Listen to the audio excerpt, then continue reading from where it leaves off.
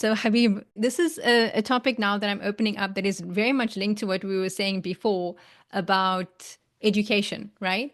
So, for many people who were raised and are practicing good Muslims with much modesty, when they get into a marriage, they frankly just don't know what to do. Like they are very awkward. They don't know how to approach their spouse. And this is both men and women from very simple things, because again, it's only like a few scenes they've seen maybe on TV or something, but they don't actually know how to approach their partner or to touch their partner in a way that is attractive and appealing rather than awkward and weird. How do we mitigate this issue? Because, of course, we want everyone to stay righteous and practicing. This is what we promote here. So, what is the solution for that? Education, education, education. And I want to start off with education because if someone is, as you put it, very practicing and very modest, it doesn't mean that one cannot educate themselves about intimate matters. And again, especially within our tradition, you have a plethora of books written by righteous, educated scholars speaking about intimacy, how one should approach their wife um, on the first night, speaking about women's right to intimacy, to satisfaction. And it's important to know this. Again, this is within our tradition. So again, I think sometimes when people use the term practicing or righteous, it's as if that one can't be sensual or erotic when that's also part and parcel of our humanity. Now, again, as long as one exercises it within a lawful means, that's absolutely fine. If anything is praiseworthy. Now, even prior to being married, one is still sensual, one is still erotic because you still have experiences, whether it's in the form of ihtilam, like an erotic dream and what have you, that you're still going to be educated in terms of how to purify yourself for prayer. So it's not like you're asexual and then as soon as you're married, you become sexual or erotic or sensual.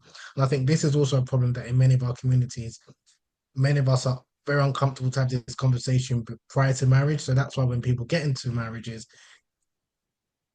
these things have become very awkward because they don't know how to communicate with themselves. They don't know about their body. They don't know even. I mean, I have some, questions where newly married couples will ask, "What part of my body part can my husband enter?" And it's just like, and it's not. And these are women that are over 20, some in their 30s, men who are ask a lot of questions about premature ejaculation and things like that because they haven't had this conversation prior to marriage. And again, I just think this is where we have, and I'm saying we collectively as a community have done a disservice to people because we infantilize.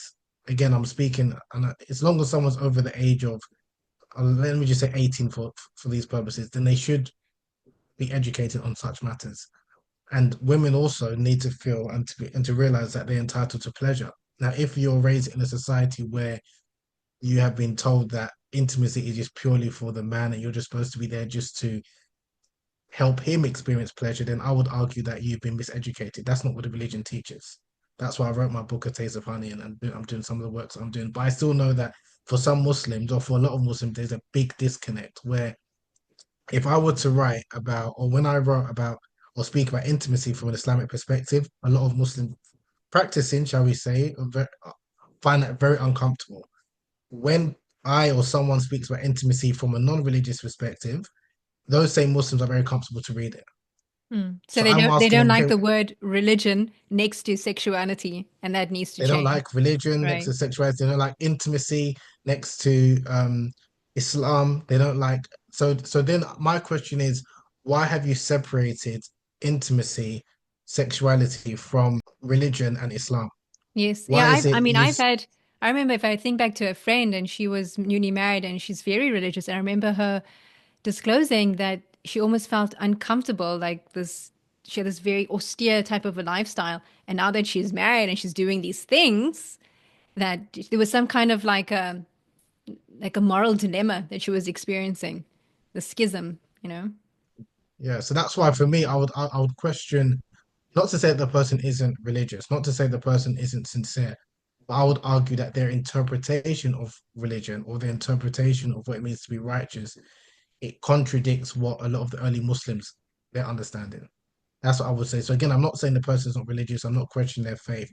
I'm just questioning their understanding of what it means to be religious and their religiosity. Is it in alignment with what the Prophet peace be upon him taught and how it was understood by the first Muslims? Because they didn't have these grievances. So Habib, They I mean, didn't this have. is Yeah. now a theoretical thing, education, but in the Sure. nitty gritty, as in, like, let me ask you this: do you think that not sexuality, but can sensuality be learnt, or is it something that you either have it or you don't? Like you can either dance or you can't dance. Some people just have rhythm, and some people just don't. So, do you think that sensuality is something that can actually be acquired? Of course, 100% sensuality can be acquired because it can be very. So, for example, there are some people who may have experienced sexual trauma. They might have a disconnect between their mind and their body. They might feel their body has betrayed them, that they don't want to enjoy that pleasures that their body is showing. And that's very common. It's like a concept even of people that struggle with arousal non-concordance, where their body is responding one way, but their mind is saying something totally different. So that is that happens for both men and women alike. It can happen for various reasons. And those who maybe feel that they're not somewhat sensual, they can develop sensuality. They can develop the feelings, the emotions to embrace those sensations. And I don't think anything is wrong with that. But if you've been shamed from a relatively young age, or if you've been taught that, like I know of people, and these are non-Muslims, and actually she's a Muslim, one in particular. She was very sensual, sexual, shall we put it, prior to being married. Then when she got married, her husband shamed her so much that she then lost her sensuality, that she lost herself. So this can happen both ways, where she felt that how can I now be sensual because he's told me or has molded me to be, if I'm going to be this good wife, I can't be expressive in the bedroom. And then again, it was for her to deconstruct this understanding of what it means to be a good wife was formed by him, which wasn't in alignment with her, which wasn't in alignment with her beliefs. I mean, she was a Christian, but I'm saying so. This is also a problem that if you've been taught that to be a good wife or to be sensual, that equates to you being promiscuous, that is a problem. So again, it sees limiting beliefs or these misbeliefs or these misunderstandings. But in terms of sorry, in response to your question, yeah, I do believe one can learn to be sensual. You can be someone who is not very sensual at one point in your time for different reasons, but you can learn to be in tune with your body. And also, again, a lot of it starts in the mind. A lot of the stuff, whether we're talking about sensuality, whether we're talking about climax, intimacy, the greatest relationship or the most important relationship that one has is with themselves. That's what many psychologists and sexologists start with. And then it's with their partner. So if you feel that intimacy is just for your partner, and especially if you're having an issue with your partner, anything that even you having enjoyment, you're not gonna have any enjoyment. So that's why again, I think one needs to just first understand what does it mean to be sensual. Again, if you're looking from a religious perspective, how was sensuality understood from the righteous forebearers in terms of the Prophet peace be upon him and the companions? That's the example I always like to go with, not with. And the reason why I use the Prophet and the early companions because I think all of us can agree that they are the best of people. The Prophet, of course, sallallahu alaihi wasallam, and after him the companions. You have some religious interpretations later move other movements who are against sensuality. Some like Imam Ghazali spoke about it when he wrote Ihya that there's some Sufis they abstain from marriage. So, for example, or they looked at marriage it's just there to procreate. It's just there to fulfill a need, and a lot of not only Sufis, but a lot of the Muslim scholars who bought into that idea, a lot of them were influenced by Christian understandings of asceticism. Now, there are some Muslims who still have that understanding. So that's why, again, I'm not looking at those as example. I'm looking at the best of people, which are the Prophet and the companions. They didn't have that understanding. Sensuality was part of spirituality. It wasn't devoid of one another. So that's why I think for a number of people, you might need to unlearn some of what it means to be religious, to be righteous, to be modest.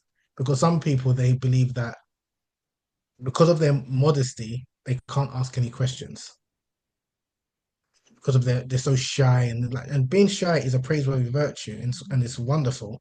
But if you have excessive shyness to the point where you can't seek knowledge, you can't ask questions, that's now blameworthy. That's not commendable. So this is why again, when we're speaking about shyness and modesty is not the same as being prudish. It's not the same as prudery. So it's just about having that understanding that when we're talking about what does it mean to be shy, what does it mean to be demure? What does it mean to be, um, righteous? Is that in alignment with what the Prophet, peace be upon him, taught and how it was understood by the first community? Again, I always want to emphasize that community, not later generations, because I can give you books and examples of scholars who, when they speak about intimacy, it's very much similar to what Christians have, certain Catholics have said, where it's just for procreational purposes. You shouldn't speak in the bedroom. If one shouldn't look at one's private parts. It's all very much just very mechanical. Now, that's an understanding that I personally don't subscribe to or agree with. But if that's something that one has bought into, then they can feel a lot of shame and guilt if they're now married and, you know, being sensual because they believe they're not supposed to partake in that because that's dunyawi, that's of the world. Then my argument is that that wasn't the understanding of the companion. So which one do you want to follow? So that's why again it's about understanding, or unlearning some of one's belief systems in terms of what it means to be very practicing and modest. Because when one educates themselves and you're comfortable in your own skin, you'll realize that you can be very sensual and you can learn to be sensual. There are many books that talk about that. Okay, now, Habib, for people who are seeking to get married and they have a prospective person, should they broach the topic of sexual intimacy? And also, this is now a person who has not been married before, and then also people who have been married before. How would that discussion differ? And what is the elegant and dignified way of doing that? Should there be another person, like a mediator involved? And then I want to add to that. Cultural expectations are also so important. I know of somebody and her husband is from Southeast Asia, very conservative culture, very asexual background, and she happens to be Arab and she comes from a very sensual culture. And all these expectations into marriage, going into marriage, not having any clue, because of course, how could we possibly talk about that? You know, these are two people who were not married before, and it's caused an immense strain on the marriage. So, Yeah, I definitely believe that one should have these conversations prior to marriage. Again, I don't believe in infantilizing um, people, treating people like they're children, because people are aware of intimate matters. Even if they've not had an actual physical relationships, many people are aware of it, but many of us pretend like we're not aware of it. And again, because a lot of cultural expectations and pressures. And there are some fair questions that one needs to ask, whether it's about one's history, especially sexual history in terms of like STIs and things like that. I think that's a fair question. One's expectations in terms of um, certain acts that is also permissible or in a gray area, like oral stimulation and things like that. What do they feel about those type of things? Even having the conversations around consent, I think it's a very important point. And this is something that is often not spoken about in many religious circles because if you read many classical books of fiqh and medieval Islamic literature, it doesn't speak about consent as much as one would like. So you have some brothers who have some understandings that, and also some misinterpretation of certain hadiths that they believe that a wife doesn't have the right to say no in the bedroom. So if you have a brother that has this understanding, and of course the woman has an understanding that she has the right to consent, and he's not allowed to force himself upon his wife, that's a big issue that a lot of Muslims don't talk about. But the brothers coming from perspective that that's my right, that's my haq. I'm allowed to force myself upon my wife. Now, again, I completely disagree with that. Of course, consent should be part of an Islamic marriage and an Islamic relationship. But if we're honest, that is a big issue, like the whole topic of like marital rape or coercion in marriage. So this is why even having that conversation, like the wife or the woman asking the potential husband, like what what is his views about consent? How does he understand the hadith of angels cursing the wife and things like that? See his mindset. Because some brothers, I'll be honest, and I've dealt with this or have this a very I'm gonna be careful with my language, but behave like beasts, if I'm honest with you. So not just in terms of like expectation in the bedroom, but how does he view women or his wife? Is she just there to purely satisfy his desires, even if she doesn't want to? Because a number of brothers do have that mentality, unfortunately. And a lot of it is because they haven't been educated about relationships, about women, about consent, about such matters. So yes, in terms of the first part of your question, I definitely believe it's important to have these open and honest conversations about intimacy and trying to understand one's expectations. And again, you can do this in a manner which is in a dignified way. You don't need to be crude. You Do know, you you're think, speaking to an adult. yeah, Sorry, go do on. you think what do you call it, like a mediator, like an aunt or somebody to get involved? It might be kind of weird to have someone's dad Yeah, or brother there, but you know, exactly. Yeah, like an older woman or something. yeah. But Again, so in terms of I'm saying this because you know these Muslim dating apps are yeah, again, horrendous, this and one. I've seen people complain where they say, "Wow, you know, this guy straight up asked me, what are you willing to do in bed?" And he's such a perv and stuff. And it's true, like the way that he asked was completely ridiculous and outrageous. Yeah, but So this is again, this is someone brothers who behave like that or men who behave like that acts like that is someone that even the way someone being very forthright and asking such a question, you can tell that someone who doesn't know how to communicate with women. That's just obvious. It's like there's a way of speaking about or asking or trying to receive information, but to be very direct and say it within, a few settings in terms of like a meeting or via text. Again, that shows that reflects a person's character. So it's not a case of that information that he's seeking or that the woman's seeking, one cannot receive that. But it's again the way you ask that information, and also some of the information or some of the do you actually necessarily need to know that? One's past in terms of if they have an STI and stuff, that's I think completely valid. Or if one has any sexual issues, whether it's premature ejaculation, not erectile dysfunction, I think that's a valid question. Whether one has had any issues with porn consumption, because number of people get into marriages and they wasn't aware that the husband has been addicted to porn for a number of years. That's a fair question that I think a woman has every right to know. Whether the husband has any intention to take a second or third wife, I think that's a valid question. So all of these are valid and perfectly acceptable questions. Is how you go about it. Again, whether you want to use a mediator, whether you want to use like I said, a family, whether you want to write about it, or you can do it in a way, a subtle way where you have a number of like a list of questions or points that are like non-negotiables, and you can include some of these points. The person doesn't have to act to answer directly. So that's you a could just great like you idea. can You can, yeah, give him yeah. a multiple choice Most questionnaire. Select all that apply. What are you willing to do? What are you not willing to not even do? necessarily like that. You could just have it like just say like five. These are my Okay. non-negotiables, and one of them could be someone who is addicted to porn, someone who has an STI. So some of these things, so he doesn't necessarily, even if so when he or she is aware of okay, these are non-negotiables, they've got when they say okay, I can't because that's an issue, that's a non-negotiable, then I don't fit you. Then you don't need to tell you it was because of this. It's because I'm addicted to porn. It's because I've got an STI. Do you understand? So, but I think it's very important to have but to communicate that before it's too late, before one gets married. But at the same time, I'm not speaking about the brothers who are sending crude or lewd messages via dating apps. That's someone again that's it's immaturity. Like you have people who know how to communicate because again, and I'm assuming that most of the people that are communicating, whether you want to call it dating or situationships or courting, they know how to communicate with the opposite sex when they're at work. They know how to be professional. They know how to conduct themselves. But for whatever reason, when it comes into like a religious sphere of seeking marriage, then all of a sudden people act like, oh my God, I don't know how to communicate.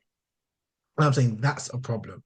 Like sometimes we create this I don't know, it's just very strange and it's also it's unnatural because if you're maybe at work or you're speaking to someone opposite sex or you're wherever, you kind of get an idea in terms of if you're particularly interested or in someone or what have you, but you don't need to let everyone know. Obviously, when you have like a very formal setting, it's very difficult because both parties kind of know what they're there for. So obviously, it's like an interview, and generally, you can't really have people on their best behavior. So it's also very difficult to know one's like personality. But in terms of like the non-negotiables or things like the attitudes towards consent, the attitudes towards like expectations in the bedroom, I think that's important to ask. Things which I don't think is one needs to ask, like brothers will ask me about body parts. Should I ask? I don't think those type of things you need to ask. And I think there are things that you don't need to ask. Likewise, if a woman's asking about genital size, and I don't think one needs to ask that. If it's a really big problem, like the person has got a an issue, fair enough. But in terms of um the size, that's immature conversations and immature information that you don't really need to know. But that's also because maybe they think that that is linked to how good the person is in the bedroom. But it's really about mindset. I think what's more important is compatibility, sexual compatibility, and the reason how one can understand that, like when you alluded to like the Arab lady marrying the brother from Southeast Asia, it's like compatibility. So there's certain things that she might think that's appropriate or inappropriate that he might. And again, that's compatibility and their expectations. So even there are some brothers who think that a woman initiating intimacy is completely unacceptable. I'm not going to say haram, they just think it's unacceptable.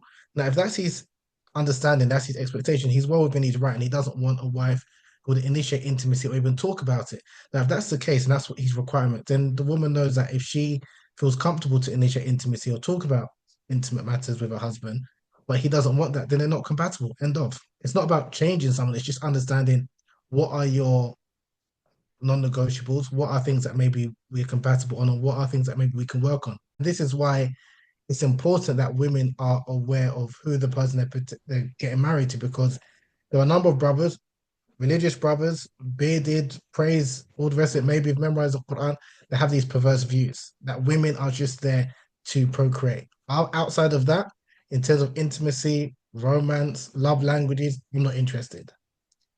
And it's important that women are aware of that. So if a woman is going into a marriage and thinking, oh, because he's memorized the Quran, because he's religious, they equate religiosity with good character, with good husband, that's a problem.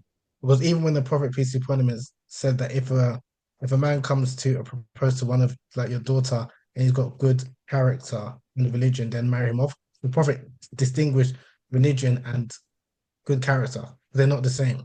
Unfortunately, for many of us, because we find even having these conversations um difficult, sometimes we get into relationship like marriages, and then I don't say it's too late, but it can be too late. So that's why you're protecting yourself by finding out and trying to understand what is his mindset about women.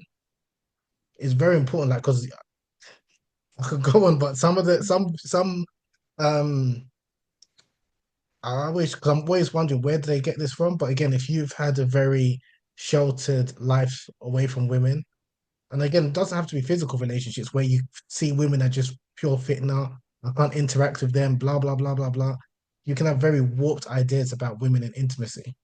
So, especially again, you've not had any relationship, then you get married, and then all of a sudden she's just there to be your, to fulfill your desires or to be your servant. It's just, and this is also a problem why we have many like unhealthy intimate relationships, because of many of us have like warped ideas about intimacy and what women's like role is in the bedroom. Mhm. Habib, there are men and women out there who really struggle to guard their chastity who are not married, and some of them might have years of celibacy. And as we know, statistically speaking, many of these people will actually never marry. Do you have any advice on how people, Muslims, can manage this? I would say first and foremost, obviously the fear of Allah, to have taqwa of Allah. That's most important.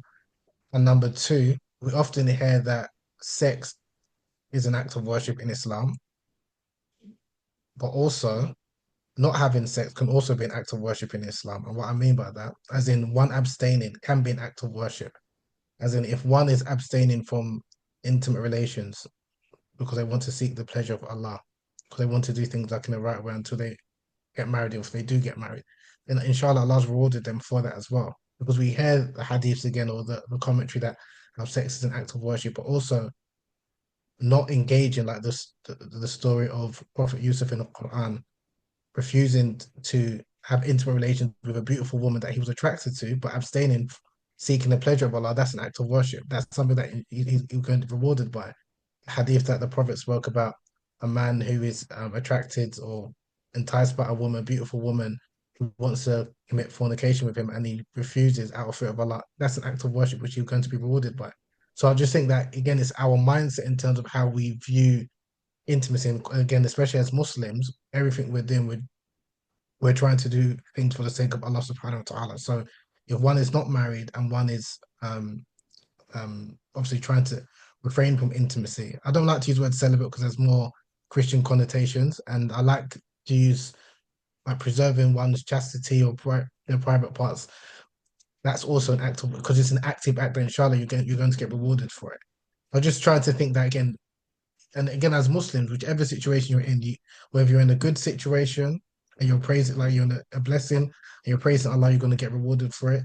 If you're in a difficult situation, like you're in a tribulation, but you're patient, you're also going to get rewarded for it. So I'm not going to say that, oh, if you, because they do this in my country of origin, I'm not to put them on blast, but some unscrupulous people, they'll say, oh, if you just recite this dua, then Allah will bless you.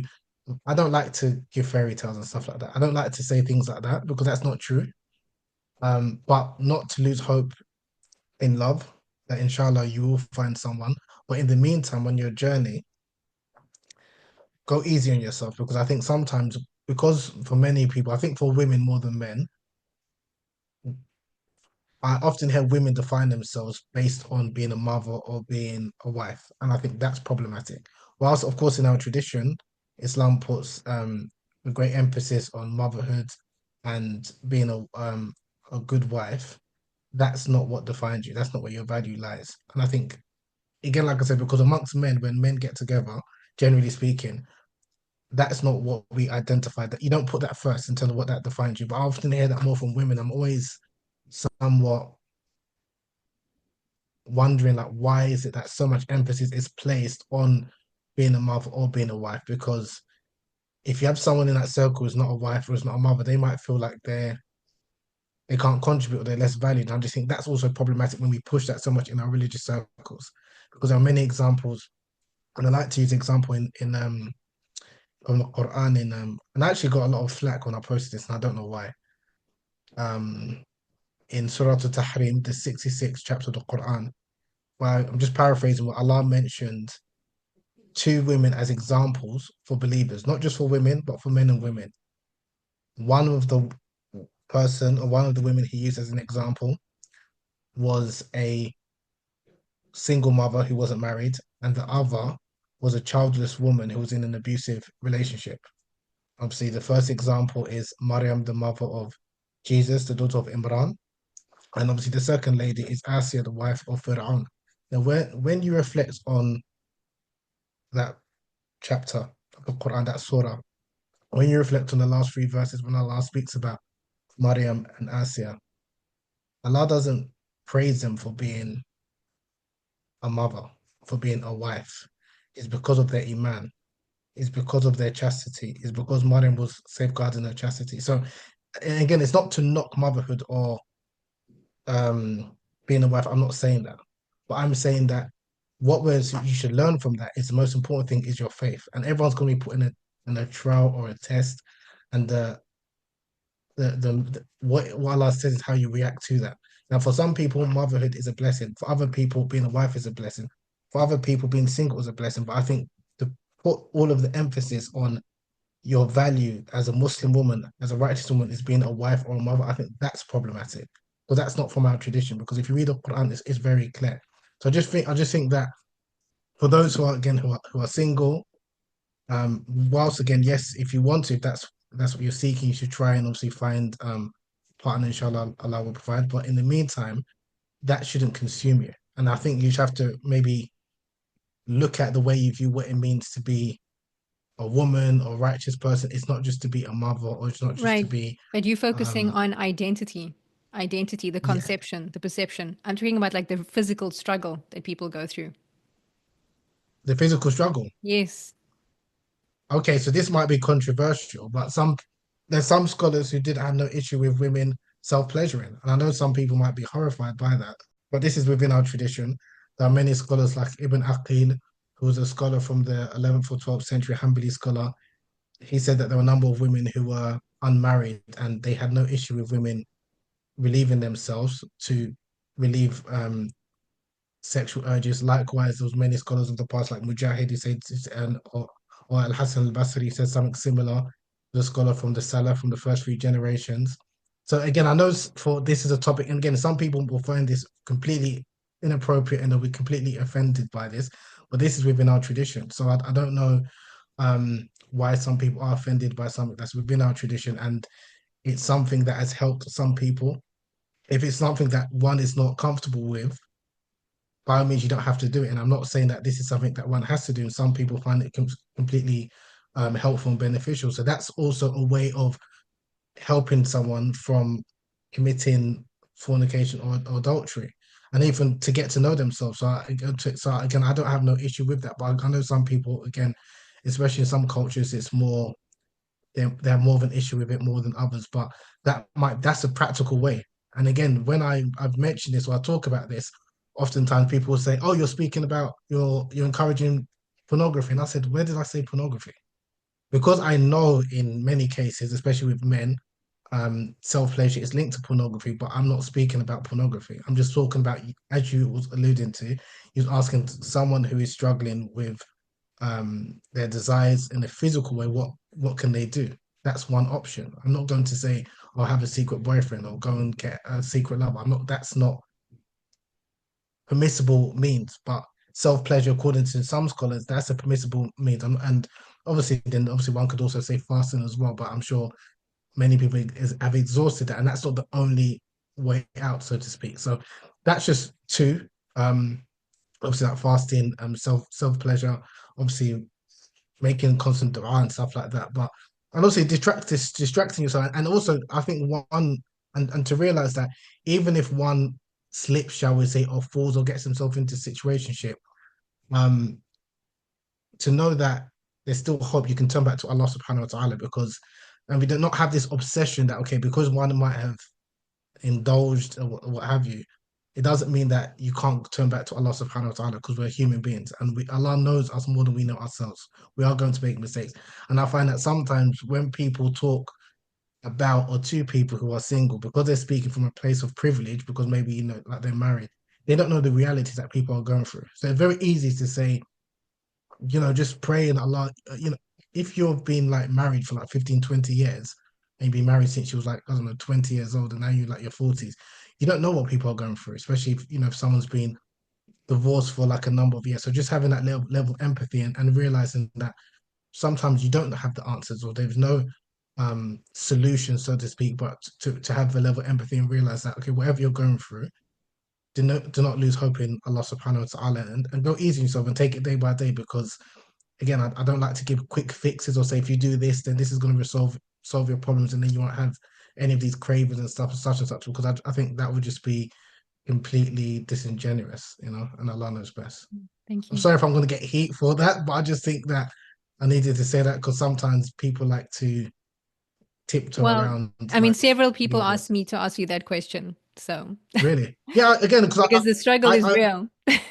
yeah, no, the Yeah. struggle's real, and the reason why, maybe I did post about it recently on my page, and the reason why maybe I should have, and some people did message me, appreciate it. I did a summary, and I'm quoting classical scholars. It's not just me, because people were thinking, who's this degenerate from the UK talking about self-pleasure in Islam? And I'm like, no, I'm quoting competent, qualified scholars from as back as the companions, the Tabi'in, Ibn Hazm, Ibn Aqil.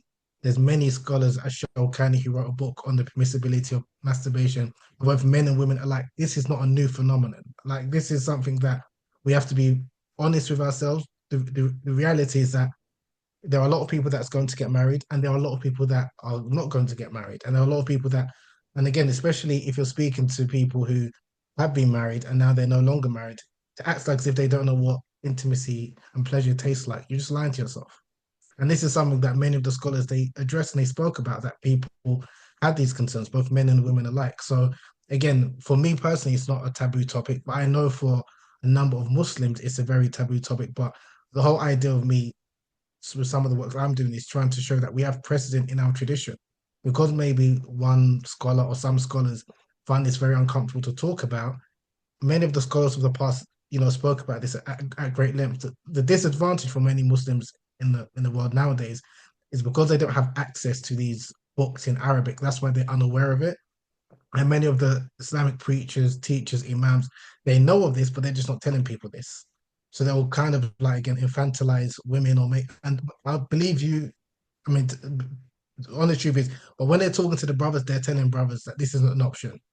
Or they'll tell a brother, which again I think is completely unethical. You can go and take a secret wife, even if she's non-Muslim, but she's Christian, to satisfy your desires. And that's completely unethical.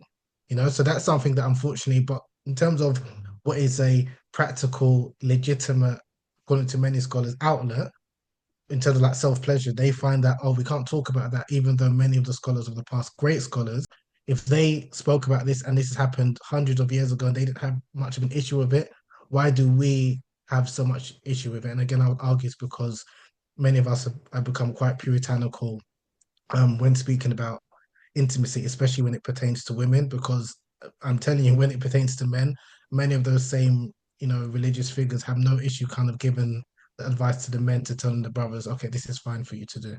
Mhm. Thank you. And obviously, Allah knows best. Habib, thank you so much for your time. You really had said so much that left us with so much to think about. So thank you so much. And also, I will encourage everyone to get hold of Habib's books, and I'll be linking that information afterwards. And anything you'd like to say in closing? Yeah, I'd just like to thank you for inviting me, Sumaya. Jazakallah khairan. May Allah reward you for your endeavors.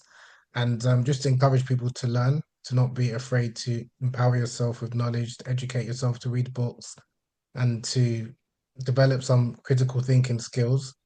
And to know that Allah subhanahu wa ta'ala is with you.